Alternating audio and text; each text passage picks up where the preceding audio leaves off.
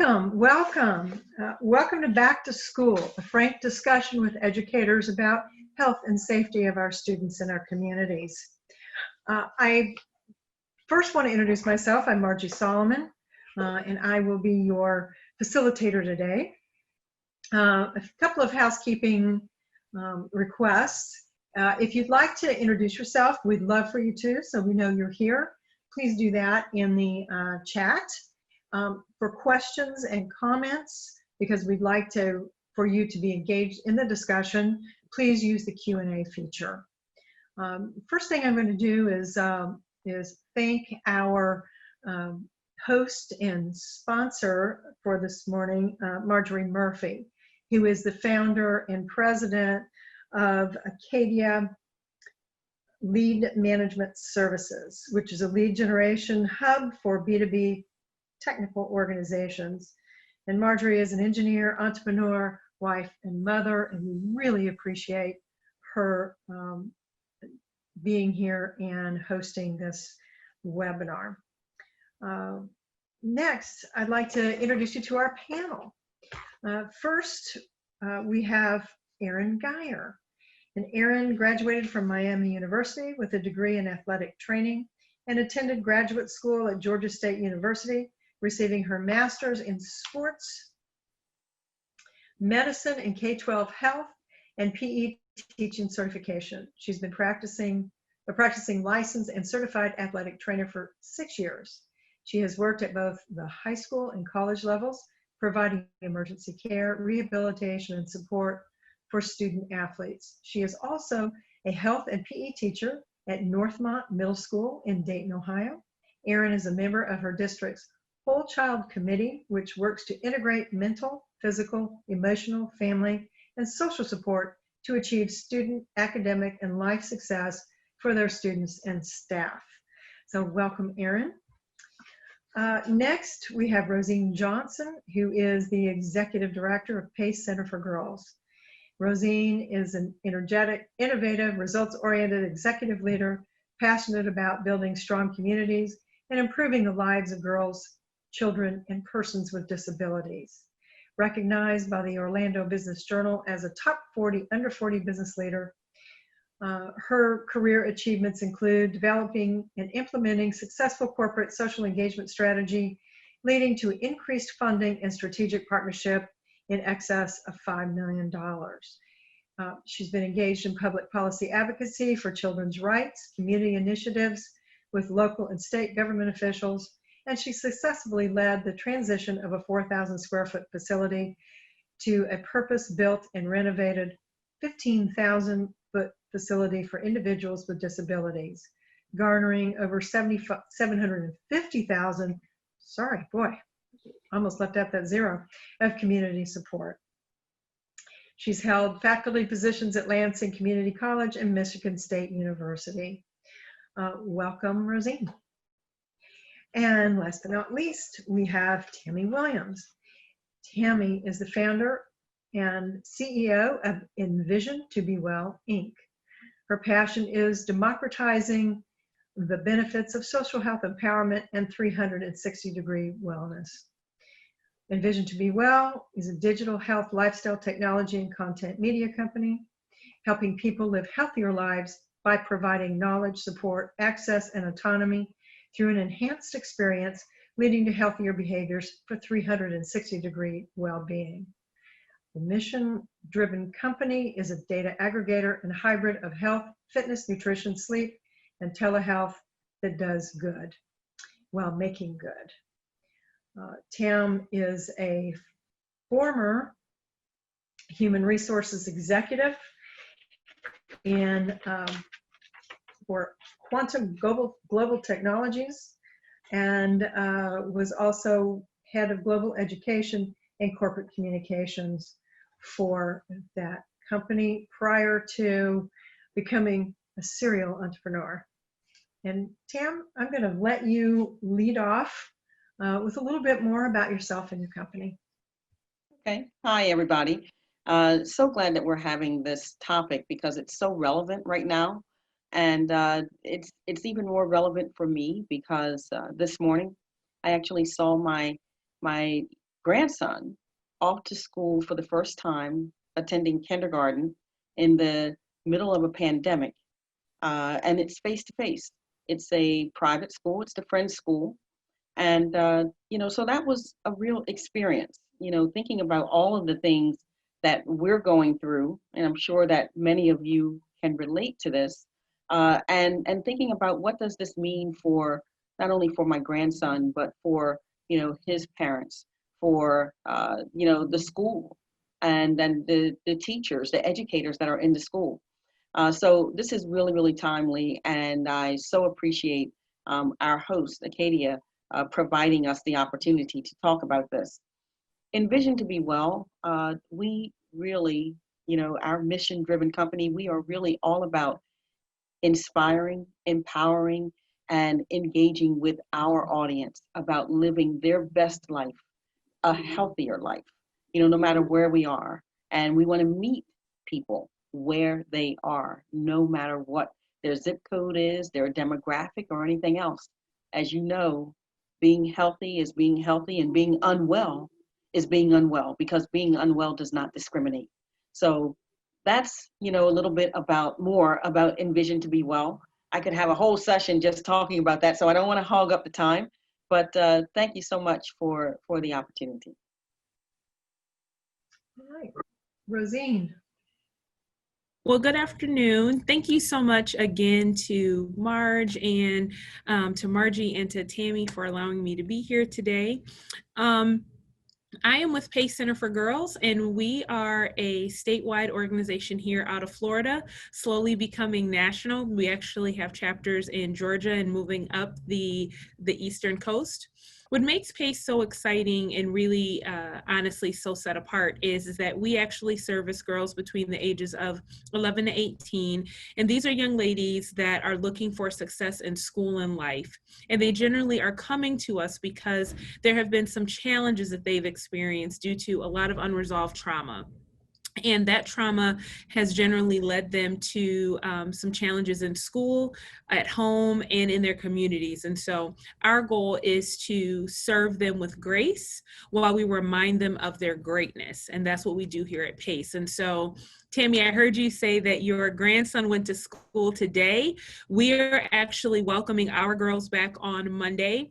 So the first time that we have seen many of these young ladies since the pandemic started in March. And, there's a bit of, I wouldn't necessarily say anxiety. I think there's a bit of excitement and a little uncertainty, to be honest, because we are looking forward to seeing these young ladies.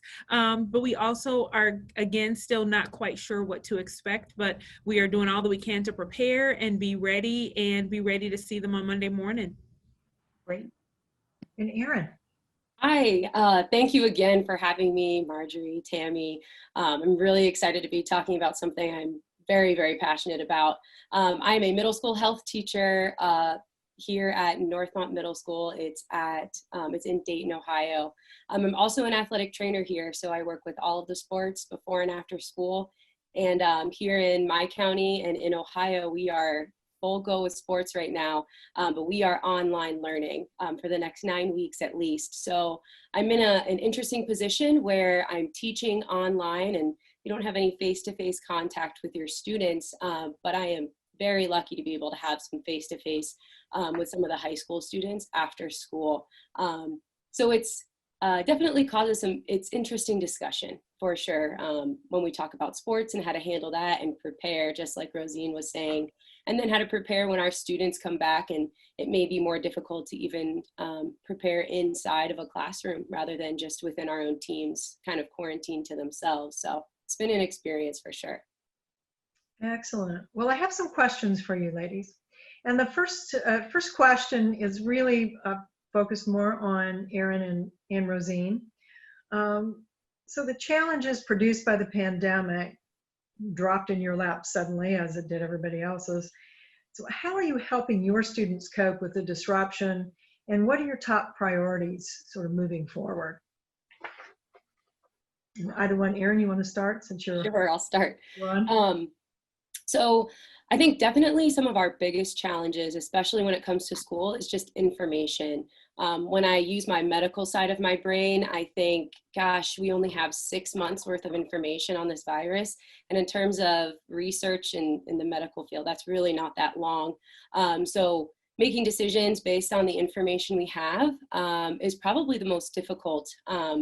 And, you know, there may be pushback in both ways, but I think we have to make decisions kind of based on that. I think that flow of information may be one of the biggest challenges in terms of decisions to be made. When I'm thinking about our students, of course, we want them to be physically safe, right? Healthy. We want their families to be healthy and safe. And I think our biggest concern when they are online learning and we can't be in contact with them is their mental and emotional safety. So that might be our biggest challenge when connecting with our students in that way, you know, physically safe versus mentally safe, and what's going to be more appropriate moving forward. So I tell my students, or I told my students when I met with them last week for the first time, there are 5 big things I want to do for you. And I got this from another teacher, and I thought it was a really concise way to tell my students that my main goal is to keep them safe, number one, to lower their anxiety about the new normal, right? What can I do for you sitting here in my classroom and you at home to help you? I want you to feel cared for. I want to make you laugh, because I don't know that there's been a ton of laughing with all this uncertainty. And then I want to teach you something.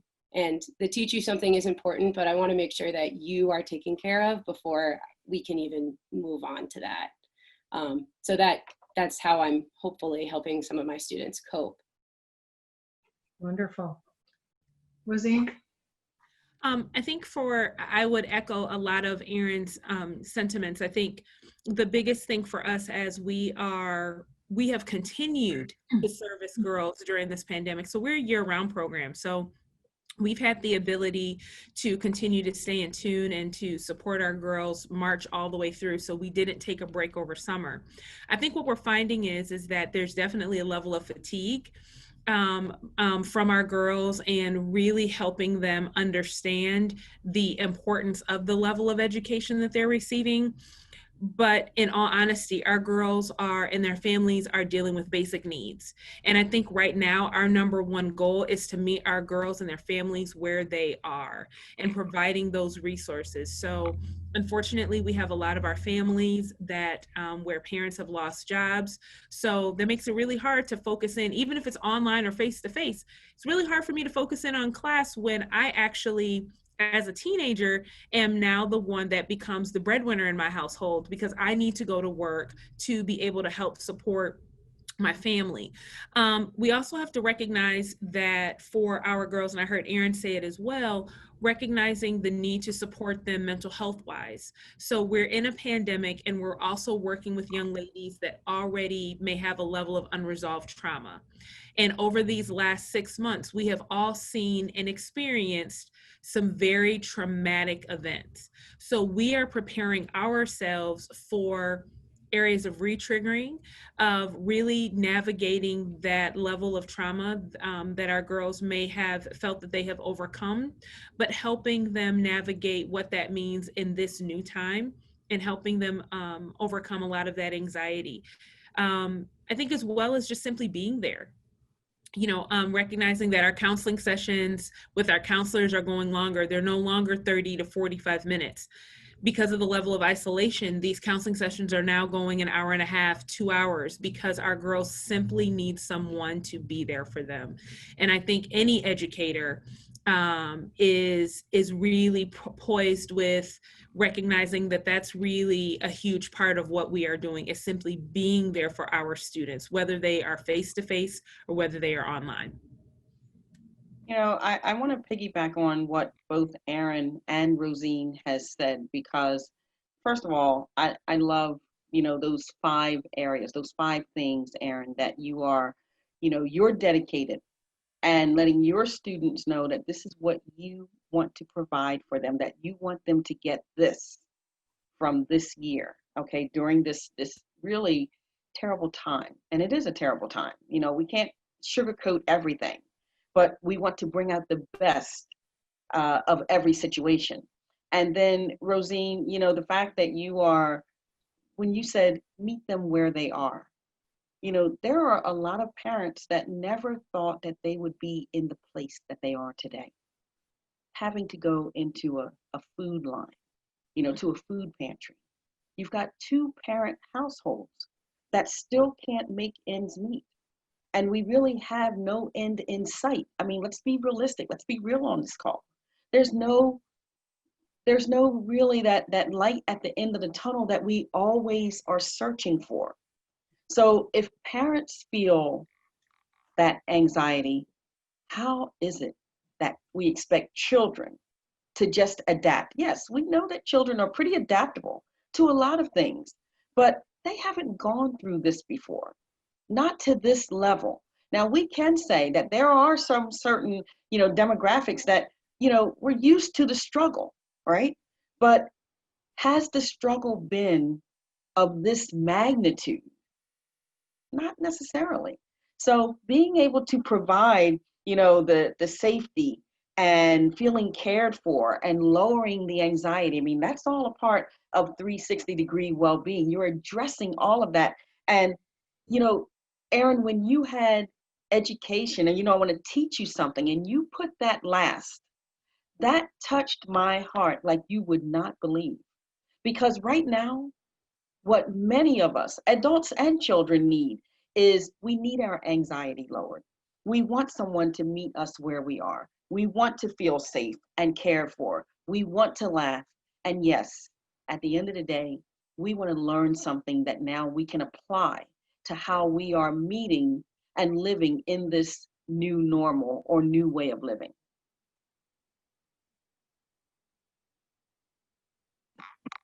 Had to unmute there. Excellent. So I like Tim. I really like the 5 things. I wrote them down.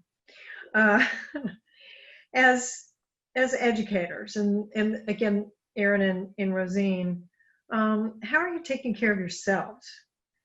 And have any of your colleagues pushed back about coming back to school in person, or have you heard, you know, of other teachers, educators throughout the country pushing back? I think there's probably going to be pushback anywhere you go, right? Whether it's just like I said before, we have to do with what the information we have and what your county is saying is safe for your county or your area.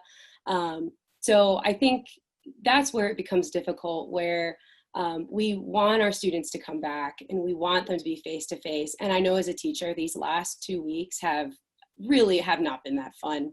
It's been very stressful, trying to make sure that my students feel comfortable and me not totally feeling comfortable, or maybe even taking care of myself enough for me to even not be stressed enough to help them. I think that's where a lot of educators are. There's definitely been some tears shed in my classroom the last few weeks. I'm not afraid to admit it, just out of complete frustration.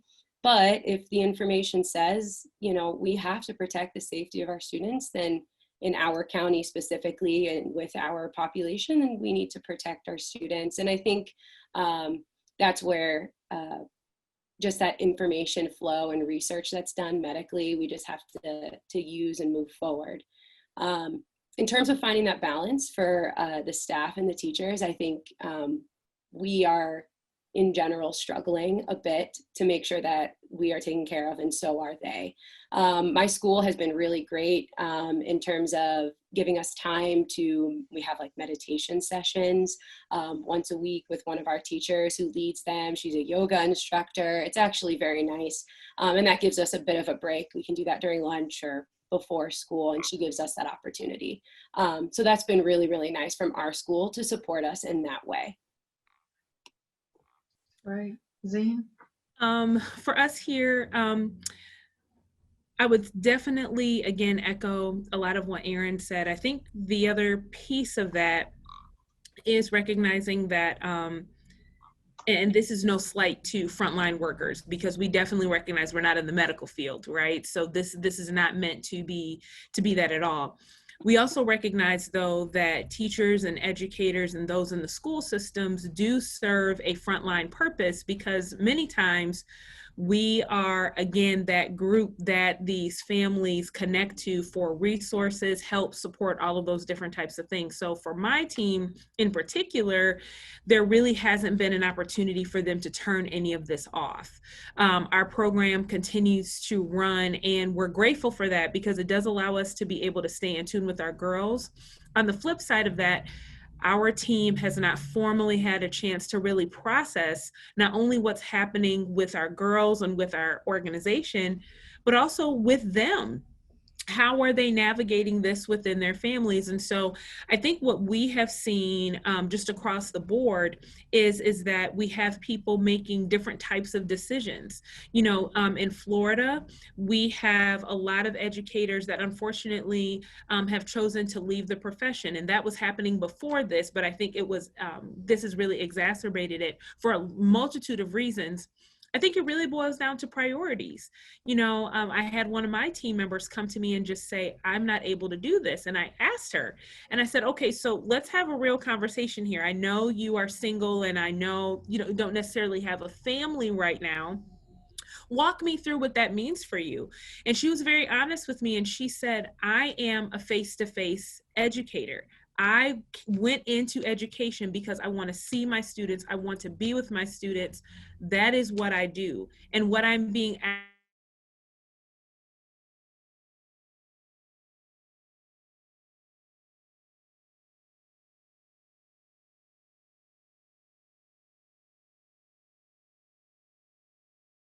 industry because I need to be able to do what I know that I'm best at.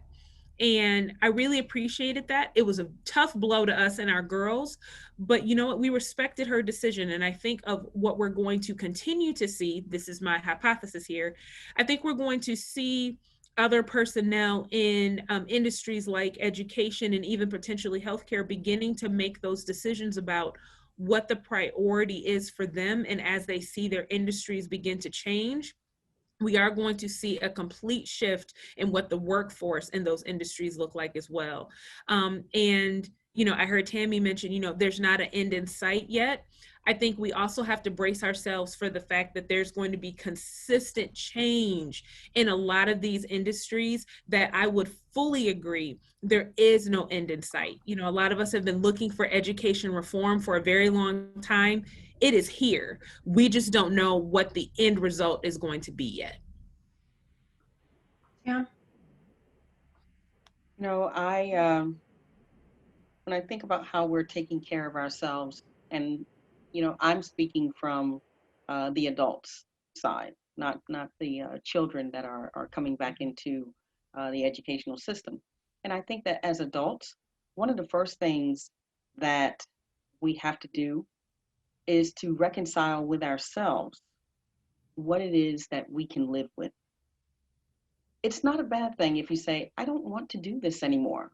Like Rosene was saying, if you have an educator that says, this is not what I signed up for, and you can just turn on the news and you can see from all over the country, actually even outside of the country, you have educators that are reevaluating those priorities. As you said, Rosene, they're reevaluating and saying, I want to do this, but is this going to be good for me, for my family? What does this mean if I go home and I unfortunately have been exposed to COVID-19? It's not just about wanting to do something good. It goes beyond that. We have to think about the whole circle of what does this mean and what does it do for us. So when I think about what I'm doing and what the rest of the team at Envision2bWell, because after all, we are a health and wellness company. And so we're always thinking about and envisioning, what does it mean to be well? We all work from home. So it's not like that's different. That didn't happen because of COVID. We were already doing that. But it still didn't mean that as a result of COVID coming in, and turning and disrupting our worlds, turning our worlds upside down, that there weren't changes that had to be made. And so again, I go back to as an adult, living in this world and having to do some things a lot differently, having to make some of those decisions, as I heard one person say on another call that I was on, I wake up and I have to make the decision if today I'm going to be a mom or am I going to be, a professional in my career. First of all, why in the world should we even have to make those decisions? That shouldn't even be a consideration.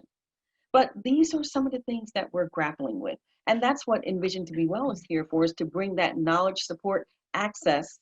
Okay, I won't say the autonomy, but the knowledge, support, and the access to information and resources to help with that. Well, we do have another question, a follow-up question for Rosene. And Tam, you're right about really, as adults, making those decisions, and from what Rosene was talking about is, losing teachers. And we had a question kind of along this line. Basically, has Rosene found that some girls disappeared during the pandemic? And what percentage of your girls were you able to remain in touch with since March? And I know you said that you've stayed, you didn't take a summer break. Mm-hmm. But did you have a reduction in some students over the summer?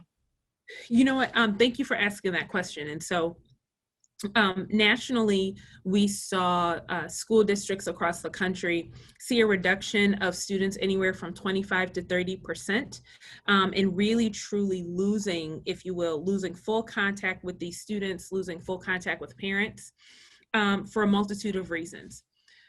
I can stand here to say that we didn't lose any of our students. And I don't say that to brag. This is not about bragging. We didn't lose any of our students. And it goes back to what I said earlier, which was really the way that our team took this on, and they really truly made it their personal mission to make sure we didn't lose any of our girls. So when all of this happened in March for us, we were maybe 2 weeks in and recognizing the girls and families that we're serving, right? These are some of the most vulnerable and sensitive situations that you could potentially have. The whole idea of safer at home, that's not always true. And our girls are really true examples of it's not always the safest for them to be at home. So our team took it upon themselves at the height of this pandemic. And, we all know about what was happening with Florida and all of that. So at the height of this, come April and May, I've got my team coming to me saying, we have to go out and see these girls. They were not required to, that was not a part of their job, and for their safety, of course. But because of that mandate of I'm going to be here to serve these girls, they went out and did drive-through visits. We had drive-through food distribution days, everything that we could do to make sure that we could physically see our girls. And as an organization, we can say that 90% of our girls, not only were we able to stay in touch with them, we stayed in touch with them at least 3 to more contacts per week. That is significant on top of them staying in classes and those types of things. And it was not easy. That's probably why everyone's tired now. The girls are getting ready to come back and we're still exhausted, but we're tired. But you know what? I tell you, it's worth it. It was worth it because we can look back and say, dear God, during this particular time, I think for all of us, including me, myself, that was when I realized this is what our mission really is. This is why we exist. And we exist to be there truly in those crisis times when our girls feel like they have nowhere else to go. Even if our doors were shut, they knew that we were still there for them.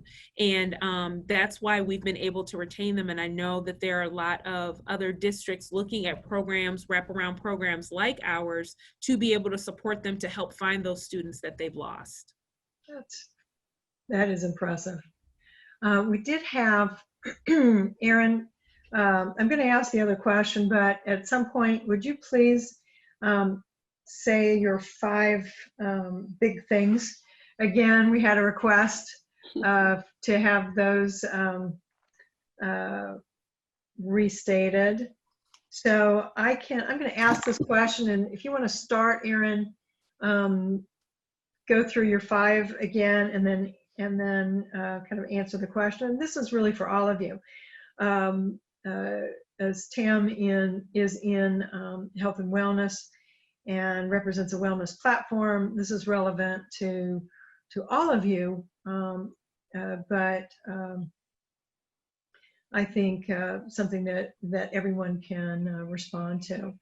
So how can the community, and that's parents, teachers, community leaders, work together to keep everyone healthy and safe? And this has always been relevant because you can't separate education from family and community, and that's something that you just said, Rosene, that your teachers did. So, Erin, would you kind of give your response and opinion about that? Sure. Well, I'll start the 5 things. Again, I stole it from somebody, but I'm not going to take all the credit. The first one was to keep you safe. The second one was to lower anxiety about the new normal, make you laugh, feel cared for, so that you feel cared for, and then I teach you something. And I know that I'm not the only one thinking this way when we're trying to teach our students, especially, well, it doesn't really matter if you're remote or in person. I think probably most teachers are feeling that exact same way. Just like Rosene said, just being able to see them in person it's different, and teachers are feelers and they just want to serve. So I think that's probably the biggest struggle. But in terms of community, Northmont's #1 strategy always that they want is to make sure that they are supporting our community first and having parent involvement, and there's communication back and forth. And I also know that that is the most difficult part of being in a school district, especially a bigger school district like ours. We have 3 different counties at our school, and we support a lot of diverse families, which is fantastic, and I think it just creates a wonderful dynamic here, but it also creates some challenges when it comes to communication with families and that back and forth. I am really proud and excited to say that most part of the reason from our whole child committee that I'm a part of, we've created 2 new positions here at this school, the school district has. One of them is the, 3 now actually, the student assistant coordinator. She kind of coordinates all of our counseling. We have South Community Counseling Center, which is in every single building. There's counselors, there's psychiatrists, and they come in and can talk to our students and meet with them. Our counselors are really amazing. We also have a community engagement liaison, and this is one of the new positions that is not a lot of school districts have, and we're very lucky. She also works for the Northmont Chamber of Commerce. So she works within the community, like directly within the community, and then also within our school. And she is our direct contact to parents and can pass information back and forth and give resources to parents in a way that we haven't before. And then we also have our Dean of Students for 7th through 12th grade, who is very involved in anything that has to do with our students' behavior. If a student is having difficulty in school, that they can meet and create a plan for that student. So these 3 new positions really are and have become a serious foundation before we even knew this COVID was going to happen. And we are very lucky we have them starting into this new normal and remote learning. We also really have a good relationship with the hospital that I work for as an athletic trainer. It's right down the road. Our director of health is also our team doctor, and so he is very, very involved in our school with our superintendents and our administration. That's the biggest part, is that community relationship and making sure that it's a positive one. And I think we have taken some seriously amazing steps as a district to make sure that happens. And we have some really amazing teachers and staff to continue that. Tam. I would say that the best thing that I think that the community and the leaders can do is to reinforce those common sense things that we have heard since March. Number one, wash your hands. Wash your hands, wash your hands, wash your hands, okay? And wash them with hot water for a period of time. And know the correct way to wash your hands. The second thing, which is just as important, wear a mask. Just wear a mask. Now you see, I looked at the children that were, going into school today. My grandson had on Peppa Pig. I didn't even know about Peppa Pig. But they have all these different masks. The masks are now becoming a part of our identity. We can express ourselves with our masks. So wear the mask, keep it on you, have an extra mask in the car, have one in your purse, have one in the, wherever it is, have these varying masks and always have one at the ready. So wash your hands, wear a mask, and social distance. That 6 foot, it's not like you're way across the room and you've got to shout or anything like that, but try to social distance as long as they tell us to. And listen to science, please. Just listen to science. All of these things are common sense to me. And as long as we reinforce them and we don't become relaxed about them because we are getting out more and going back to school and doing all of these things, I think that we'll come out of this. But those things that I talked about, especially the washing of your hands and wearing a mask, I think they should be done anyway. COVID or not, we should just be mindful of our health as well as others that are around us. And can you talk a little bit about how technology and health and wellness technology can assist school systems and communities? So one thing when it comes to technology, it is learning to embrace it. Many of us have not embraced technology as much as maybe we have wanted to or have even had to. Right now, the need is definitely there to embrace technology. Getting information, but good information. As we know, there's a lot of stuff that's floating out there. You want vetted information that comes from reliable resources, which is what we do with our content. All of our content is vetted, and it is broken down into 10 pillars, all about health, okay? That 360-degree well-being. So embracing technology when it comes to those that are doing the distance learning. So you're attending classes from home, and it's not just, the grade school or middle school children, high school. It's, colleges and universities have gone virtual as well. And so embracing that technology, ensuring that you are engaged, and as educators, ensuring that you're doing something, in that teachable moment that's going to also keep those students engaged while they're looking at you the same way that you're looking at me. It's very easy to be distracted when it comes to technology. So that engagement piece is critical. And how do you reach across in a way that feels like you're not only giving that digital experience and that social experience, but that human experience when it comes to providing and information and teaching through technology. So we have a few minutes left. I'd like to open this up for more questions. We had a couple which we have responded to. So if you would put your questions into Q&A, I know this group would be more than happy to respond.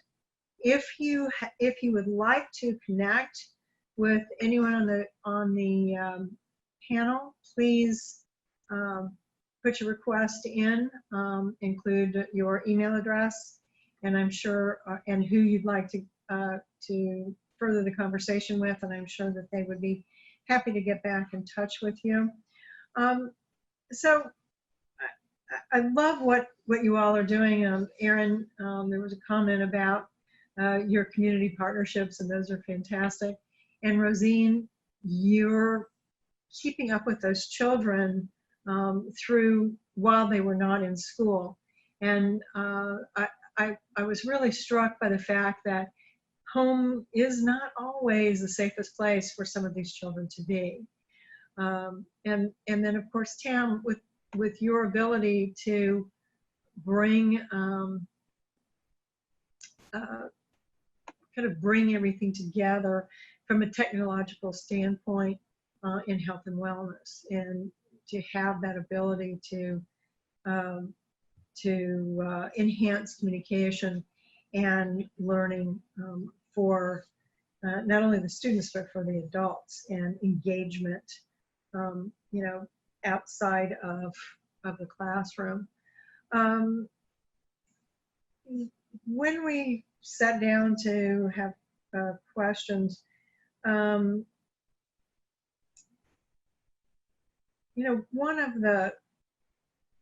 the things that I think is really important for all of us, and for those of you on the call, you've heard Tam is in the Philadelphia suburbs in Pennsylvania, and Rosene is in Florida. Rosene, you're in Orlando? Is that correct? Yes. Right. And Erin is in Ohio, in Dayton, or near about. So we're all in different parts of the country, and but I hear pretty much the same thing from each of the panelists. Would you all kind of give a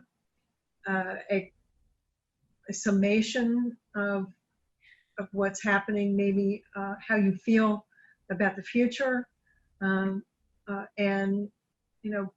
what your plan is moving forward? And I guess we'll start with Erin.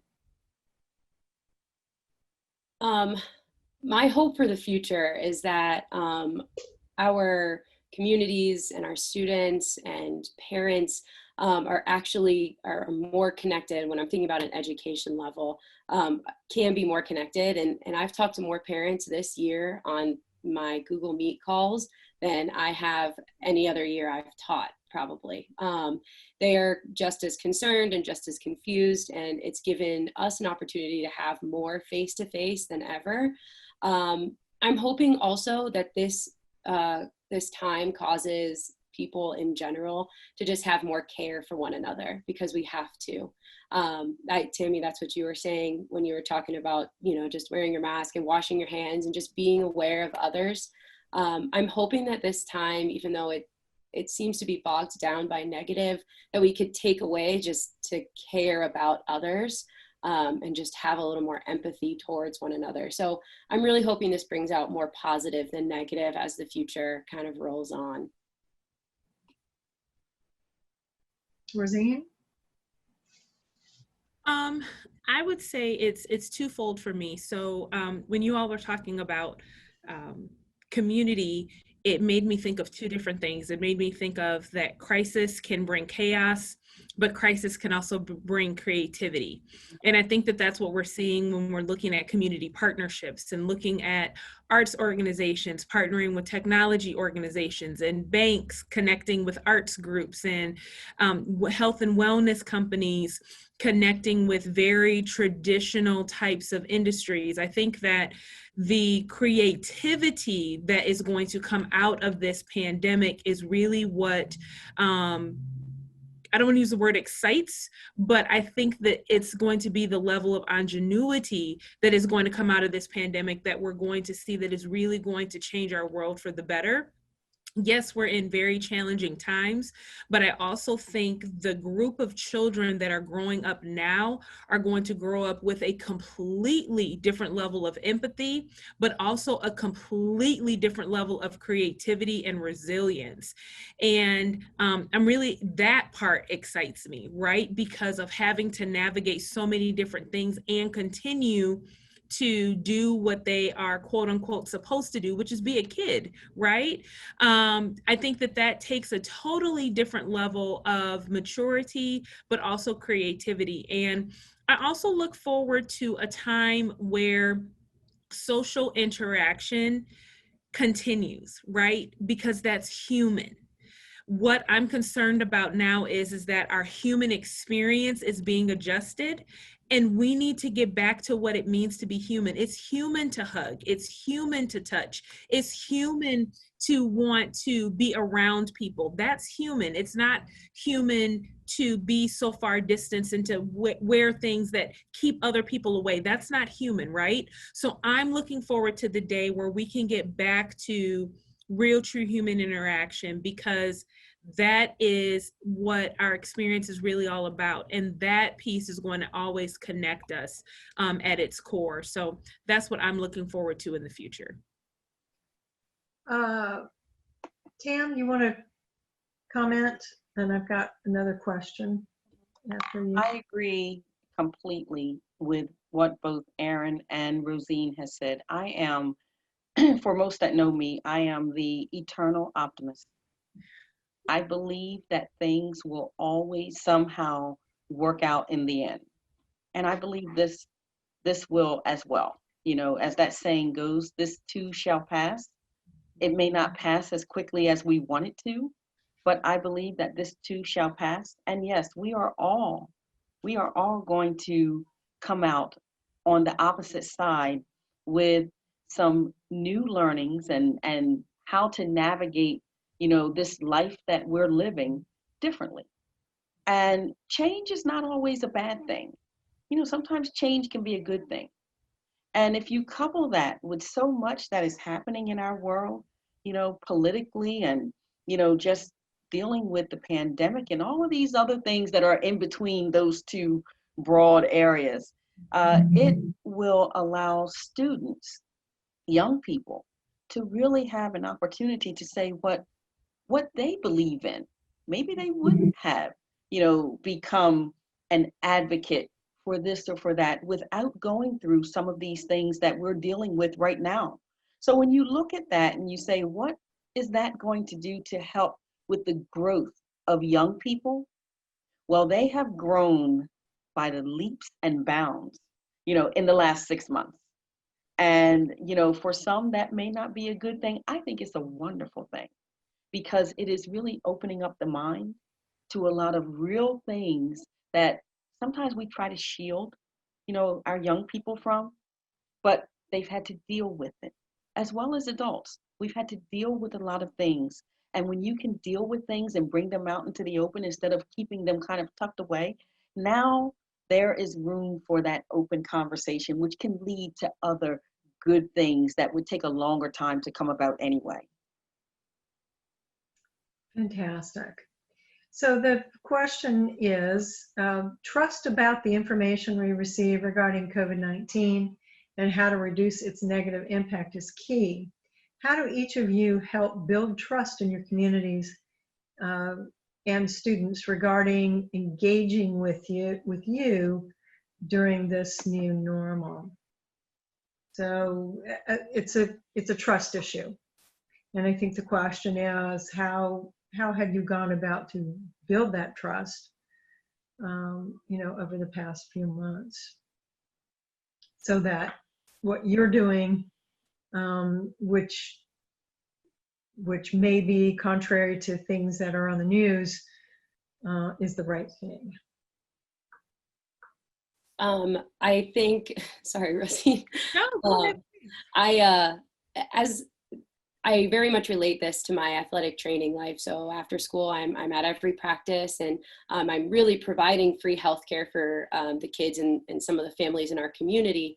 And to gain that trust on the medical side is always my first priority. And when it comes to COVID-19 and the amount of information and where they get their information, a lot of the kids and parents come to us, right? We work for a hospital system. We have it plastered on everything we wear. And they're like, well, what's going to happen? What do you think is going to happen? What is real? What's not? And me and the other two athletic trainers here have discussions about this constantly. And I mentioned it earlier. And the only thing I can say is that understanding how long research takes when it comes to anything medical is it takes years. And we have 6 months worth of data. And so I tell them, you know, with the information we have, we should be rather safe than sorry when it comes to something that can kill somebody. You know, it's that number that we have of deaths for COVID they're people. And so that's kind of what I say to people when they come to me and they're like, I don't know. I just say, you know, that number is a person and we have the information we have. And that's what I have to trust in as a medical professional. And, you know, then, you know, that's what we should be trusting is the people who are in charge of our medical system because they have the research that we have as of now. I think it boils down to relationships. People will trust you as much as they believe that you care about them. And I think one of the things that we found out during this time is that there were some areas that we were really, really strong in, and there were some areas we were really deficient in that we really needed to go back and say, oh, we need to redo this, or we need to revisit how we program this, or we need to revisit how we do X. Where we were strong was all connected to the relationships we already had, and where we were weak connected to the relationships we already had. So I think the same idea of trust, people are going to trust you when they have a relationship with you, when you are naturally beyond just empathetic, when they feel like you're authentic. And I think, you know, as we're sharing the information with our girls and with our families and with our communities, they're going to take it in at the level of the relationship they have with you. And that's just the biggest thing that we've learned is that this time has really truly tested the relationships that you really have. And it's really shown us all that some relationships are really, really strong and others were not as strong as we thought that they could have been. But how can we utilize this time to rebuild them? Tam? Listening to both Erin and Rosene, it just resonated about the trust, and it made me think about, you know, sort of the pyramid, you know, with trust being at the top, and or the three-legged stool. You know, you've got trust, you've got people, you've got information. The information and the people, you're not going to, if you don't trust them, you're not going to take anything that is said, whether they're, you know, asking you to do something, asking you to be a part of something, asking you to follow some type of instruction. That's not going to happen unless that trust is there for both the people and the information. So, you know, that is key. And we do have to believe in what we're hearing or what we're reading or seeing. Without that, we will never be able to move forward. I had a comment for Rosene about crisis sparks creativity. Someone said, could you expound on that just a bit more? And we're almost out of time, so you want to? Sure. Just real quick. What I said was that crisis can breed chaos, or crisis can spark creativity. And it's really kind of what you choose. And my thought behind that is that if you take a look at any major, I'm a history buff, so I'm not going to go too far, but if you take a look really truly at the last pandemic here in our country, which was the Spanish flu pandemic, and I'm talking a huge worldwide pandemic in the early 1900s, during that particular time, that is when we saw an amazing boom of entrepreneurship, the extension of so many industries. We saw females like never before, of course, we know, earn the right to vote. We also know that female entrepreneurship Millionaires were birthed during that time. New technologies at that time were birthed. So the point of the matter is that it all depends on how you look at this particular situation. There are industries right now, companies right now that are innovating day in and day out. Amazon, Walmart, all of these places took a platform and they are implementing like never before.